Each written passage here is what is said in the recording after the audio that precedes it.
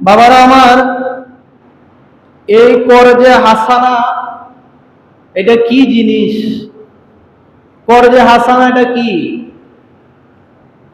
আল্লাহ রাব্বুল আলামিন বলেন, এই কর্জে হাসানা হলো, এটা হলো উত্তম ঋণ।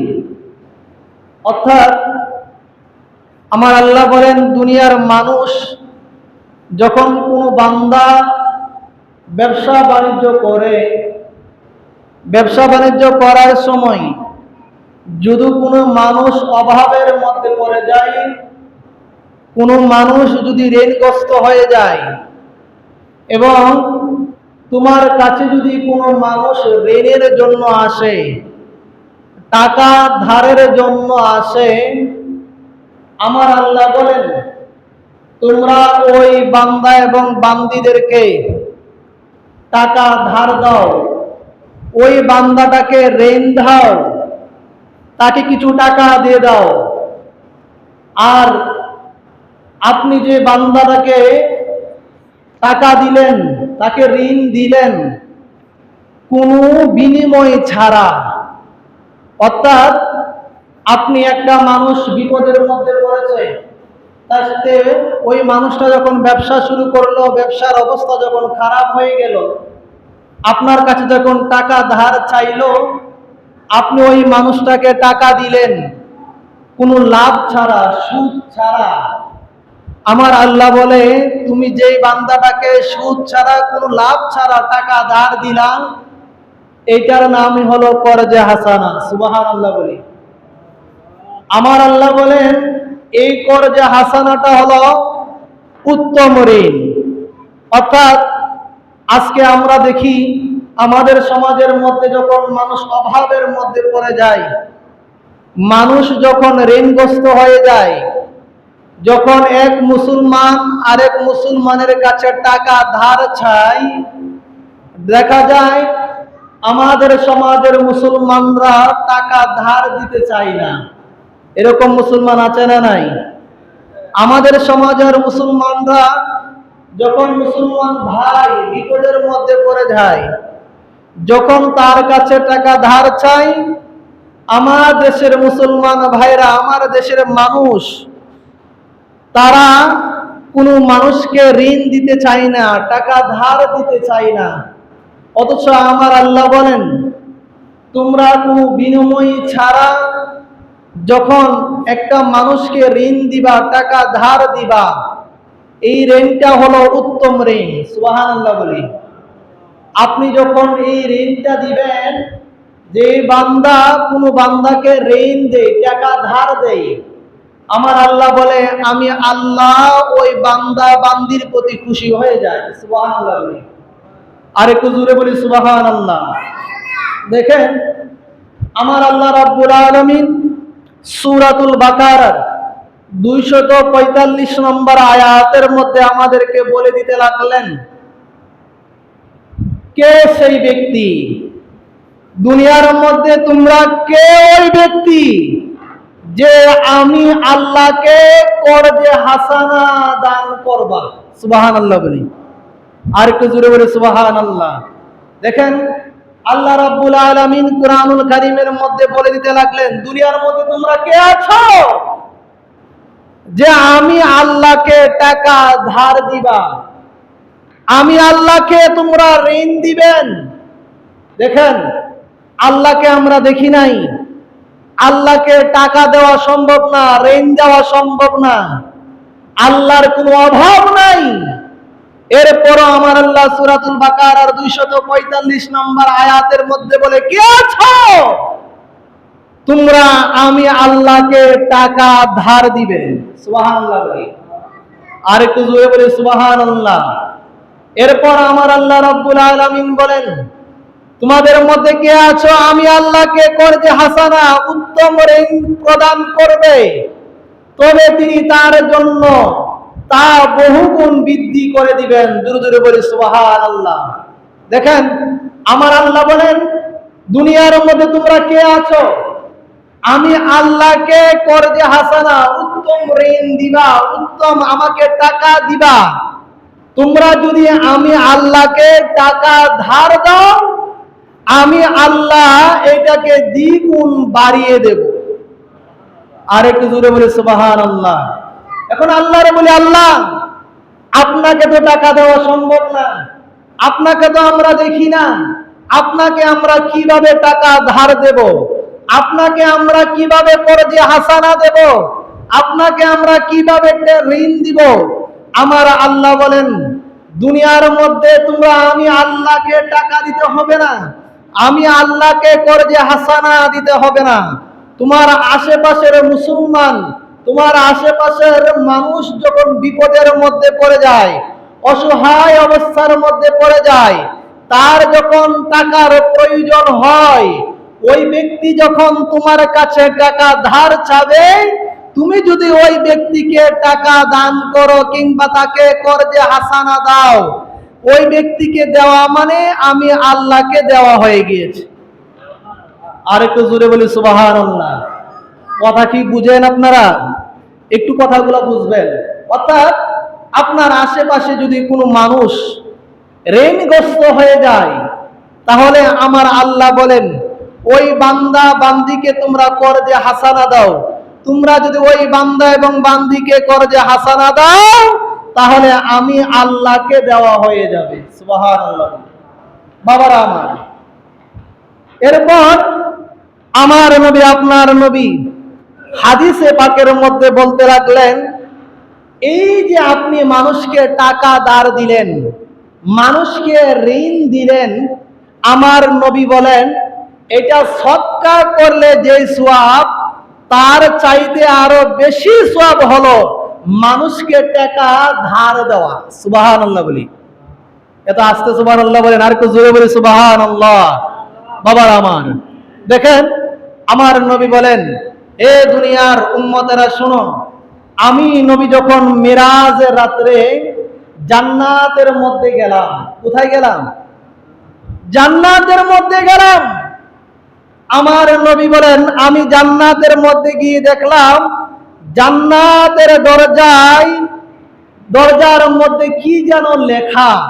আমি দেখলাম সৎকার। আমার নবী বলেন, আমি নবী যখন মেরাজের মধ্যে গেলাম, মেরাজের মধ্যে যাওয়ার পর জিব্রাইল আলাইহিস সালাম আমি নবীকে যখন জান্নাতের মধ্যে নিয়ে গেলেন, আমি দেখলাম জান্নাতের গেটের মধ্যে একটা লেখা। আমি নবী ওই লেখাটা পড়লাম। আমি দেখি ওই জান্নাতের গেটের মধ্যে লেখা, আমার আল্লাহ লিখে রেখেছেন, দুনিয়ার মধ্যে যখন কোনো বান্দা সদকা করবে, কোনো বান্দা যখন দান করবে, আল্লাহ রাস্তায় দান করবে কিংবা মানুষকে দান করবে, আমার নবী বলেন সে 10 টাকা দান করলে আমার আল্লাহ এটাকে 10 গুণ বাড়িয়ে দেয়। এত আস্তে সুবহানাল্লাহ বললেন, আর একটু জোরে বলি সুবহানাল্লাহ। তাহলে আমরা যখন আল্লাহ রাস্তায় দান করি কিংবা কোনো মানুষকে দান করি, সদকা করি, আমার নবী বলেন আমার আল্লাহ এটাকে 10 গুণ বাড়িয়ে দেয়। কয় গুণ? কথা কয় না, কয় গুণ? 10 গুণ। এরপর আমার নবী বলেন, আমার আল্লাহ কোনো মানুষকে দান করলে, সদকা করলে 10 গুণ বাড়িয়ে দেয়। কিন্তু তার পাশে আমার আল্লাহ আবার লিখে রেখেছেন, যদি কোনো বান্দা, কোনো বান্দি, কোনো মানুষ ঋণগ্রস্ত হওয়ার পর কোনো মানুষকে টাকা ধার দেয়, কি দেয়? কথা কয় না, কি দেয়? টাকা ধার দেয়। আমার নবী বলেন, আমি জান্নাতের গেটের মধ্যে দেখি মানুষকে দান করলে 10 গুণ সওয়াব, অথচ কোন মানুষ যদি মানুষকে ঋণ দেয়, টাকা ধার দেয়, আমার আল্লাহ এর বিনিময়ে তাকে 18 গুণ সওয়াব দান করেন। এত আস্তে সুবহানাল্লাহ কইলেন, আর একটু জোরে বলি সুবহানাল্লাহ। তাইলে বুঝা গেল সদকা করলে 10 গুণ সওয়াব, আর আপনি যদি মানুষকে ঋণ দেন, টাকা ধার দেন, তাইলে সওয়াব কম না বেশি? কথা হয় না, কম না বেশি? বেশি সওয়াব। সদকা করলে 10 গুণ সওয়াব, আর আপনি ঋণ দিলে, টাকা ধার দিলে এটা 18 গুণ সওয়াব হয়ে যায়। এজন্য আপনি যখন একটা মানুষকে ঋণ দিবেন, টাকা তো আপনি আবার রিপ্লাই পাবেনই, তারপরও আমার আল্লাহ সওয়াবটা বেশি দেওয়ার কারণ হলো আমার নবী জিব্রাইলকে বলে, জিব্রাইল, মানুষকে দান করলে সওয়াব 10 গুণ, আর মানুষকে টাকা ধার দিলে সওয়াব দ্বিগুণ। কারণ কি? জিব্রাইল আলাইহিস সালাম বলে, ইয়া রাসূলুল্লাহ, দুনিয়ার মধ্যে এমন অনেক মানুষ আপনি দেখবেন যে মানুষকে যখন টাকা ধার দেওয়া হয় ওই টাকা আর ফেরত দেয় না। এরকম আছে না নাই? কথা কই না, আছে না নাই? এরকম অনেক মানুষ আমরা দেখি। মনে করেন আপনার কাছ থেকে 1000 টাকা নিয়েছেন, আপনার বন্ধুই আপনার কাছ থেকে বলেছেন, বন্ধু তুমি আমার 1 সপ্তাহের জন্য 1000 টাকা দাও। কয় সপ্তাহ? কথা কই না, কয় সপ্তাহ? 1 সপ্তাহের জন্য আমাকে 1000 টাকা দাও। দেখা যায় 1 সপ্তাহ চলে যায়, 2 সপ্তাহ চলে যায়, এখন বন্ধু সামনে আর আসে না। এরকম হয় কি হয় না? এজন্য আমার আল্লাহ বলে দিয়েছেন, আমি আল্লাহ তো জানি মানুষ যখন মানুষকে টাকা ধার দিবে এই টাকা সে পাইতেও পারে, নাও পাইতে পারে। ঠিক না বেটি? আমার আল্লাহ জানেন। এজন্য আমার আল্লাহ এটার সওয়াবটাকে 18 গুণ করে দিয়েছেন। সুবহানাল্লাহ বলবেন না? আর একটু জোরে বলি সুবহানাল্লাহ। এজন্য আমাদের উচিত যে মানুষ যখন আমাদের কাছ থেকে টাকা ধার চাবে, আপনার সামর্থ্য অনুযায়ী মানুষকে টাকা ধার দিবেন, তাকে বলে দিবেন যে আমাকে এই সময়টার মধ্যে আপনি টাকাটা দিয়ে দিবেন। সে যদি না দেয় তাহলে আফসোস করার কোনো কারণ নাই। হয়তোবা সাময়িকভাবে আপনার একটু কষ্ট হবে, 1000 টাকার জন্য, 2000 টাকার জন্য, 3000 বা 10,000 টাকার জন্য, কিন্তু এটার জন্য আমার আল্লাহ আপনার জন্য উত্তম ফায়সালা রেখেছেন কি রেখেন নাই? কথা কই না? এটার জন্য আমার আল্লাহ আপনার জন্য, আমার জন্য উত্তম ফায়সালা করে রেখেছেন। এমনও হতে পারে আপনার 10,000 টাকা মেরে ওই ব্যক্তি যদিও বা খেয়ে ফেলেছেন, আপনার 10,000 টাকা দেয় নাই, কিন্তু এমন হতে পারে আমার আল্লাহ এই 10,000 টাকার বিনিময়ে আপনার আমার গুনাহগুলো মাফ করে আপনাকে আমাকে জান্নাত দিতে পারে কি পারে না? জোরে কয় না, পারে কি পারে না? এজন্য আপনার সামর্থ্য অনুযায়ী মানুষকে টাকা ধার দিবেন। এখন টাকা ধার দেওয়ার সময় সুদ নেওয়া যাবে? কথা বলে না, সুদ নেওয়া যাবে? এখন তো আমাদের সমাজের অবস্থা হয়ে গেল এরকম, মনে করেন এখন কর্জে হাসানারও কিছু নিয়ম রয়েছে। মনে করেন এখন একটা মানুষ বিপদে পড়েছে। কিসে পড়েছে? একটু কথা বলেন না, কিসে পড়েছে? বিপদে পড়েছে। সে আপনার কাছে টাকা ধার চেয়েছে, আপনি আল্লাহর সন্তুষ্টির জন্য তাকে কর্জে হাসানা দান করে দেন। আপনি তাকে কর্জে হাসানা দেন, আমার আল্লাহ বলে তুমি তাকে কর্জে হাসানা দেওয়ার কারণে আমি আল্লাহ তোমার প্রতি খুশি হয়ে গিয়েছি। আমি আল্লাহ এই টাকাটাকে দ্বিগুণ করে আমি আল্লাহ তোমার কাছে আবার ফিরিয়ে দেব। সুবহানাল্লাহ বলতেন না? আর একটু জোরে বলি সুবহানাল্লাহ।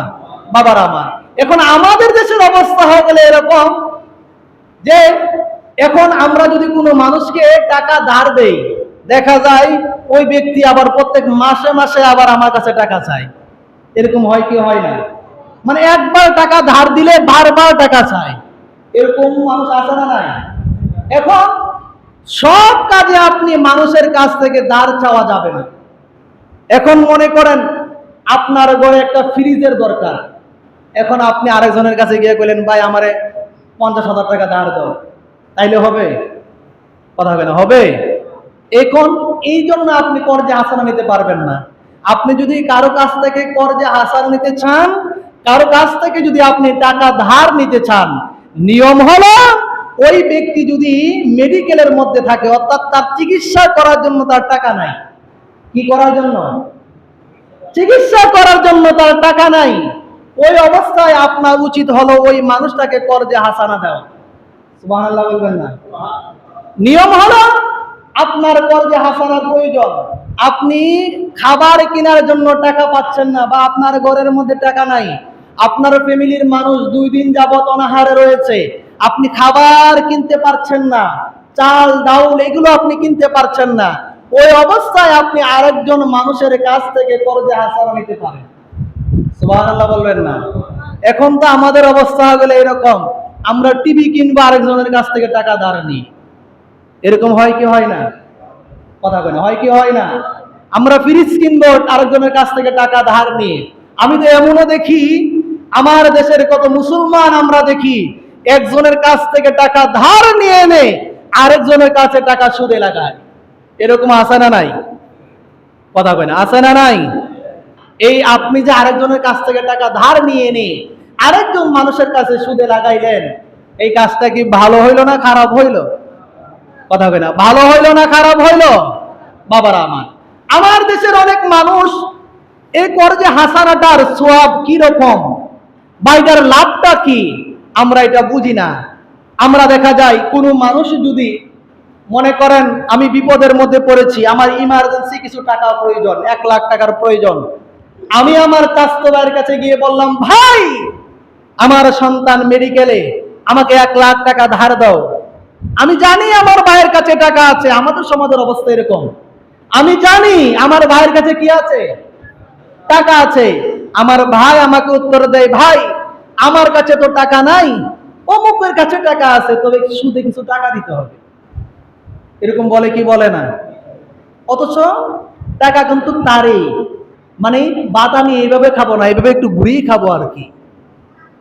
কিন্তু আমাদের সমাজের অবস্থা হইলো এখন এইরকম, টাকা কিন্তু তার কাছে আছে, কিন্তু সে আমাকে ঋণ দিবে না, সুদ হইলে আমাকে টাকা সে দিবে। এরকম হয় কি হয় না? কথা বলে না, হয় কি হয় না? এখন যে ব্যক্তি আমাকে সুদে টাকা দিল, আমি যদি ওই ব্যক্তিকে গিয়ে বলি যে আপনি আপনার মায়ের সাথে জিনা করছেন, আচ্ছা সে আমার সাথে কি ভালো আচরণ করবে না খারাপ আচরণ করবে? কথা বলে না, ভালো আচরণ করবে না খারাপ আচরণ করবে? অথচ যে ব্যক্তি সুদ খাইলো, এই জিনার মার সাথে জিনার কথা এটা তো আমি বলি নাই, আমার নবী বলেছেন, যে ব্যক্তি সুদ খাইলো, সুদের মধ্যে সবচাইতে নিম্ন যে গুনাহটা, সেটা হলো তার নিজের মায়ের সাথে জিনা করা। নাউজুবিল্লাহ, বাসায় গিয়ে বলি, আর একটু জোরে বলি নাউজুবিল্লাহ। এখন এই হাদিস কিন্তু সবাই জানে, সবাই মানে, কিন্তু দেখা যায় এই হাদিস জানার পরও আমার দেশের বেশিরভাগ মানুষ এই সুদ খায় কি খায় না? কথা কয় না, খায় কি খায় না? আমার ঘরের মানুষও সুদ খায়, আমার আপন ভাই সুদ খায়, এরকম হয় কি হয় না? কথা বলে না, হয় কি হয় না? আমি সুদ খাই না, কিন্তু আমার মা সুদ খায়, এরকম আছে না অনেকে? কথা বলেন না বাবা, এরকম আছে কি নাই? আমি সুদ খাই না, কিন্তু আমার আপন ভাই সুদ খায়, এরকম আছে না নাই? বাবারা আমার, এই জন্য নিয়ম হলো, সুদে যদি আপনি টাকা লাগান, সুদে যদি আপনি টাকা লাগান, আপনাদের কি মনে হয় সুদে টাকা লাগাইলে সওয়াব না গুনাহ? কথা কয় না, সওয়াব না গুনাহ? গুনাহ। কিরকম গুনাহ? সর্বনিম্ন গুনাহ হলো নিজের মায়ের সাথে জিনা করা। এখন আপনাদের কি মনে হয় আমার মার সাথে আমি জিনা করে জান্নাতে যাওয়া সম্ভব? কথা হবে না, জান্নাতে যাওয়া সম্ভব? যতদিন পর্যন্ত এই হারামের টাকা আপনার শরীরের মধ্যে রয়েছে, নামাজ পড়লে নামাজ কবুল হবে? হজ করলে এই সুদের টাকা দিয়ে হজ করে মুসলমান, হজ কি আল্লাহ দরবারে কবুল হবে? হবে না। এজন্য আমাদের উচিত সুদ নয়, আমি আমার সামর্থ্য অনুযায়ী 500 টাকা হোক, আমি আমার ভাইকে টাকা ধার দিব। টাকা ধার দিলে খুশি হয় কেন? খুশি কে হয়? আল্লাহ হয়। দেখেন আমার নবী হাদিসে পাকের মধ্যে ইরশাদ করেন, যে ব্যক্তি টাকা নিয়ে নিয়ত করেছে আমি তার টাকা পরিশোধ করে দেব। কি করে দেব? এরকম অনেক মানুষ আছে কিন্তু, যে যে সময় বলে ওই সময়ের মধ্যে টাকা পরিশোধ করে দেয়, এরকম আছে না নাই? আমার নবী বলতে লাগলেন, এটা বুখারী শরীফ হাদিস, আমার নবী বলেন, যে ব্যক্তি টাকা ধার নেওয়ার পর নিয়ত করেছেন যে আমি তার টাকা নির্দিষ্ট সময়ের মধ্যে পরিশোধ করে দেব, আমার আল্লাহ বলেন আমি আল্লাহ ওই ব্যক্তিটাকে সহযোগিতা করি। সুবহানাল্লাহ বলবেন না? আর যে ব্যক্তি টাকা নেওয়ার পর টাকা নিতেছে আর মনে মনে নিয়ত করতেছে টাকা নেই, আর জীবন তো সামলাইতাম না, এরকম নিয়ত করে কি করে না? বলে না, করে কি করে না? আমার আল্লাহ বলেন আমি আল্লাহ ওই ব্যক্তিটাকে ধ্বংস করে দিই। নাউজুবিল্লাহ বলবেন না? এখন আপনি 10,000 টাকা নিয়ে আপনি মনে করতেছেন যে আমি 10,000 টাকার মালিক, এর সামনে আর তো গেলাম না, আমি এই এশিয়াটিক এলাকা ছেড়ে চলে গেলাম বহুত দূরে, মুরাদপুর চলে গেলাম, আমারে কি আর পাবে? এখন আমার আল্লাহ যদি আপনাকে ধ্বংস করে দেয়, বলেন আপনি দুনিয়ার কোন জায়গার মধ্যে গিয়ে সফল হইতে পারবেন? কথা কয় না, সফল হইতে পারবেন? এজন্য আপনার আমার উচিত হলো কারো কাছ থেকে ঋণ নেওয়ার পর অবশ্যই এই ঋণটা পরিশোধ করার দরকার আছে না নাই? কথা কয় না, আছে না নাই? বাবারা আমার নবী আপনার নবী হাদিসে পাকের মধ্যে, এই বুখারী শরীফের আরেকটা হাদিসের মধ্যে আমার নবী বলতে লাগলেন, যে ব্যক্তি ঋণ নিয়ে ঋণ দিতে চায় না, ঋণ নিয়েছেন কিন্তু সেই ব্যক্তি ঋণ দিতে চাচ্ছে না, আমার নবী ওই সকল ব্যক্তির জানাজা পর্যন্ত পড়ায়নি। নাউজুবিল্লাহ বলি, আর একটু জোরে বলি নাউজুবিল্লাহ। আজকে আমার দেশের অনেক মানুষ এরকম রয়েছেন যারা ঋণ নিয়ে আজকে ঋণ দিতে চায় না, তারা মনে করে ওই ব্যক্তি মনে ভুলে গিয়েছে, এরকম অনেক মানুষ রয়েছেন। অথচ আমার নবী বলেন, ওই ব্যক্তি ভুলে যাক কিংবা মনে রাখো, তোমার উচিত হলো তার কাছ থেকে ঋণ নেওয়ার পর তার ঋণটা পরিশোধ করে দাও।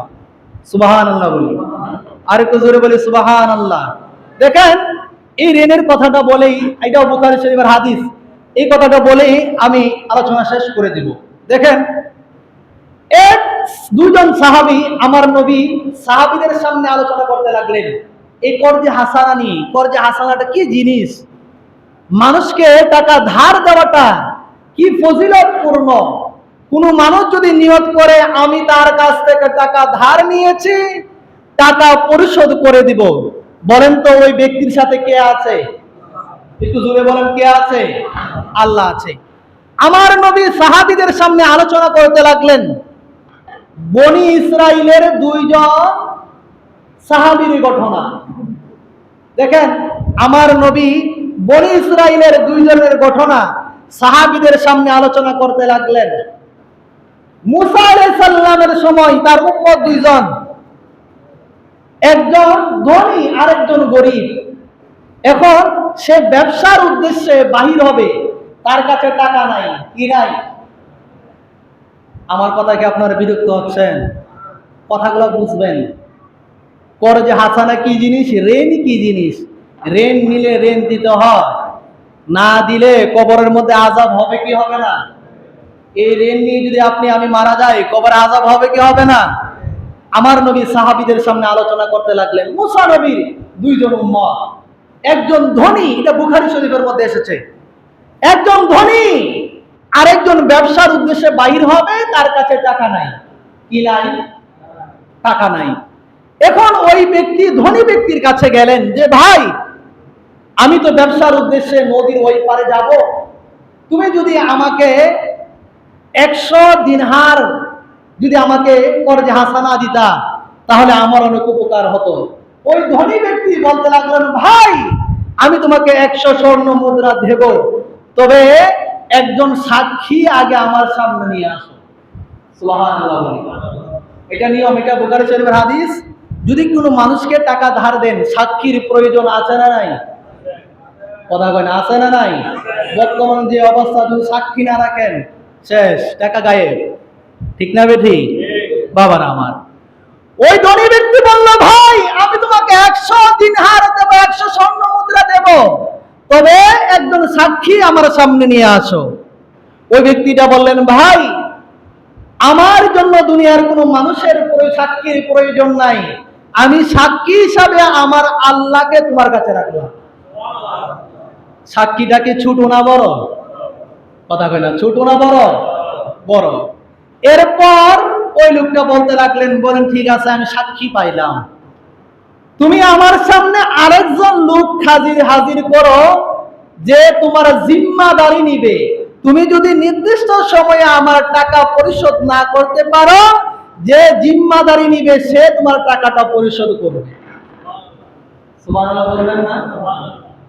সাহাবার নবী সাহাবাদেরকে বলতে লাগলেন মুসা আলাইহিস সালামের কাহিনী। ওই লোকটা বলতে লাগলেন, ভাই সাক্ষী হিসাবে আমার আল্লাহকে রেখেছি, তুমি জিম্মাদারি চাইলা, আমি জিম্মাদারি হিসাবে আমার আল্লাহকে তোমার কাছে রাখতে চাই। এত আস্তে সুবহানাল্লাহ বললেন। আচ্ছা, এখন যদি আমি কারো কাছ থেকে 1,00,000 টাকা ধার চাই, আর গিয়ে যদি বলি আল্লাহরে সাক্ষী রাখলাম, সে আমার কেউ ফালতাবাজি করা জায়গা পাও না, ঠিক না? আল্লাহরে সাক্ষী মানবে? কথা বলে মানবে? বর্তমান সময়ের মানুষ আল্লাহর সাক্ষী মানবে? আল্লাহর জিম্মাদারি মানবে? মানবে না। ওই সাহাবী বললেন, ঠিক আছে ভাই, আপনি আল্লাহকে সাক্ষী রাখলেন, আল্লাহকে জিম্মাদারি রাখলেন, আমি আপনাকে বিশ্বাস করলাম। সুবহানাল্লাহ বলবেন না? উনি 100 স্বর্ণ মুদ্রা ওনাকে দিলেন। দেখেন, যদি কোনো মানুষ নিয়ত করে আমি যথাসময়ে তার ঋণ পরিশোধ করব, তার সাথে কে রয়েছে? প্রথমে যে হাদিসে বলেছিলাম, তার সাথে কে রয়েছে? আল্লাহ রয়েছে। তারও মনে মনে নিয়ত, আমি নির্দিষ্ট সময়ে তার টাকাটা পরিশোধ করে দেব। সুবহানাল্লাহ বলতে কষ্ট হয়। এরপর ওই লোকটা যখন ব্যবসার জন্য যখন নদীর ওই পারে চলে গেলেন, নির্দিষ্ট সময় যখন হয়ে গেল, ওই লোকটা যখন নদীর পারে আসলো, নদীর পারে আসার পর দেখে নদীর মধ্যে কোনো জাহাজ নৌকা নাই যে ওই পারের মধ্যে যাবে। সুবহানাল্লাহ বলবেন না? লোকটা চিন্তায় পড়ে গেলেন, আমি যদি নির্দিষ্ট সময়ে আমার ভাইয়ের টাকাটা পরিশোধ না করি, আমার ভাই তো আমার সম্পর্কে খারাপ ধারণা তার মনের মধ্যে চলে আসবে, এখন কি করা যায়? ওই লোকটা চিন্তা করে, না কিন্তু বুখারী শরীফের হাদিস বাবা, ওই লোকটা চিন্তা করে তিনি জঙ্গল থেকে একটা কাঠ নিলেন, ওই কাঠের মধ্যে একটা ছিদ্র করলেন, ছিদ্র করে 100 স্বর্ণ মুদ্রা ওই কাঠের মধ্যে রেখে দিলেন। সুবহানাল্লাহ বলবেন না? উনি রেখেছেন, পৌঁছিয়ে দিবেন কে? কথা কেন? পৌঁছিয়ে দিবেন কে? ইউসুফ জুলেখার কাহিনী শুনেন নাই? জুলেখা বলে, ইউসুফ আমি তোমাকে চাই। ইউসুফ বলে, সর্বনাশ, এই কাজ করা যাবে? জুলেখা বলে, আমার অন্দরমহলে আসো। ইউসুফ আসলেন, 7টা দরজা বন্ধ করে দিলেন, দরজার মধ্যে তালা মেরে দিলেন। জুলেখা বলে, ইউসুফ এখন যাইবা কি করে? 7টা দরজার মধ্যে আমি জুলেখা তালা মেরে দিয়েছি। ইউসুফ আল্লাহকে বলেন, আল্লাহ, ডাক্কা দেওয়ার মালিক হলাম আমি ইউসুফ, দরজা খোলার দায়িত্ব হলো তুমি আল্লাহ। সুবহানাল্লাহ তো আসতে কইলেন। 7টা দরজার মধ্যে ছিল তালা, ইউসুফ নবী ধাক্কা দিলেন, খুলে দিলেন কে? ওই ব্যক্তিও কাঠের মধ্যে 100 স্বর্ণ মুদ্রা রেখে একটা চিঠি লিখে দিলেন, ভাই আমি এই কারণে আসতে পারি নাই, আমার স্বর্ণ মুদ্রাগুলো আমি আপনাকে এই মাধ্যমে পাঠিয়ে দিলাম। যখন নদীতে এটা ভাসিয়ে দিল, কাঠটা ভাসতে ভাসতে যখন যাইতে লাগলেন, ওই দিকে যে ব্যক্তি ওনার কাছ থেকে ঋণ পাবে, টাকা পাবে, উনি আবার নদীর পার দিয়ে হাঁটতে লাগলেন, আজকে তো আমার ভাই আসার কথা, আমাকে টাকা দেওয়ার কথা। সুবহানাল্লাহ। আচ্ছা, এই ব্যক্তিটাকে আনলেন কে এখানে? জোরে কয় না, আনলেন কে? আল্লাহ। উনি যখন দেখলেন নদী দিয়ে একটা কাঠ ভাসতে লাগলো, উনি ওই সাহাবীর উনার স্ত্রীর কথা মনে হয়ে গেল, স্ত্রী বলে দিয়ে গেছেন যে আজকে বাজারে গেলে কাঠ নিয়ে আসবা। উনি মনে মনে চিন্তা করলেন, কাঠটা যখন নদী দিয়ে ভাসতেছে, কাঠটা আমি তুলে ফেলি, এটা রান্নার জন্য কাজে লাগবে। সুবহানাল্লাহ বলবেন না? তার নিয়ত হলো স্ত্রীকে দিয়ে দিব, স্ত্রীটা দিয়ে রান্না করবে। আচ্ছা, তার মনের মধ্যে এটা জাগিয়ে দিয়েছেন কে? জোরে কয় না, জাগিয়ে দিয়েছেন কে? সাহাবী এই কাঠটা তুললেন, কাঠটা গিয়ে বাসায় গিয়ে যখন কাটতে লাগলেন, কাটার পর উনি 100 স্বর্ণ মুদ্রা পাইল এবং একটা চিঠিও পাইল। ওইদিকে ওই সাহাবী চিন্তা করতে লাগলেন, আমি যে কাঠ দিয়ে ভাসিয়ে দিলাম, আমার ভাই টাকাগুলো পেয়েছে কিনা আমি তো কনফার্ম না। এজন্য আবার উনি 100 দিনার স্বর্ণ মুদ্রা নিয়ে ওনার কাছে রওনা হয়ে গিয়েছেন। এসে যখন ওনার কাছে আসলেন, তখন ওনাকে প্রশ্ন করলেন, ভাই আপনি আমার টাকাগুলো পেয়েছেন কিনা?